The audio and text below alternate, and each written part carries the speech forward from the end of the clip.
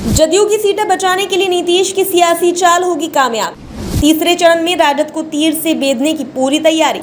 नीतीश कुमार के master stroke का main factor बनी आधी आबादी। क्या नीतीश कुमार इस चुनाव में सियासी चाल में होंगे कामयाब? तीसरे चरण के लोकसभा चुनाव के लिए सरगर्मी बढ़ी हुई है।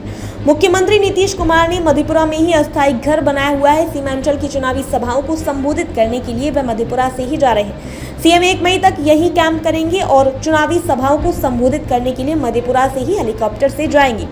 2 मई को वे पटना रवाना हो जाएंगे। वहीं अररिया लोकसभा चुनाव की लड़ाई को अपने पक्ष में करने के लिए नीतीश कुमार ने जनसभा को जंगल राज से लेकर विकास की बात। नीतीश कुमार ने अररिया की जंग को मुस्लिम और हिंदू की जंग से इतर कर विकास की राजनीति पर केंद्रित किया। सीएम ने लालू के जंगल राज की याद लोगों को तरोताजा कराई। उन्होंने राजद के साथ गठबंधन के समय के बारे में भी जन समुदाय को बताया। सीएम नीतीश ने अररिया में लोगों को संबोधित करते हुए कहा कि अब बिहार 90 के दशक से बाहर निकल चुका है। एनडीए ने आते हिंदू मुस्लिम का झंझट खत्म किया।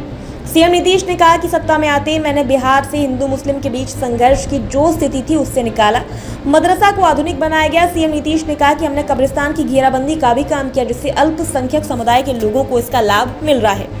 नीतीश ने कहा कि साल 2015 में 7 निश्चय योजना लाकर गांव-गांव तक सड़क, शुद्ध पेयजल की सुविधा देने का काम किया। अल्पसंख्यक कल्याण हेतु कई योजनाओं को उनके द्वारा एनडीए के शासनकाल में ही पहुंचाया गया। 2006 में पंचायत चुनाव कराया और महिलाओं को 50% आरक्षण दिया। हमने सोचा महिलाएं घर से बाहर निकलें और राजनीति में शामिल हो और स्वयं मजबूत हो। नीतीश आधी आबादी को साधने में लगे हैं। उन्होंने अररिया की चुनावी जनसभा को संबोधित करते हुए कि स्वयं सहायता समूह बनाने की पहल बिहार से हुई। इससे बिहार की महिलाओं को रोजगार से जोड़ा गया।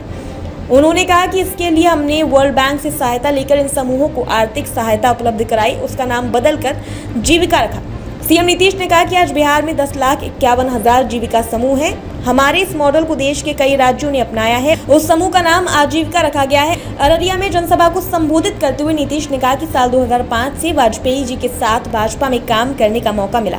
उसके पहले बिहार में पति पत्नी का जंगल राज बना हुआ था। नीतीश ने लालू पर आरोप लगाते हुए कहा कि उनकी सरकार ने बिहार में कोई विकास का कार्य नहीं किया। बिहार में अपराध का बोलबाला था। अररिया में नीतीश कुमार ने राजद के साथ 17 महीने के गठबंधन पर जन समूह को बताया, राजद के साथ मेरा दम घुट रहा है, अच्छा हुआ अलग हो गए।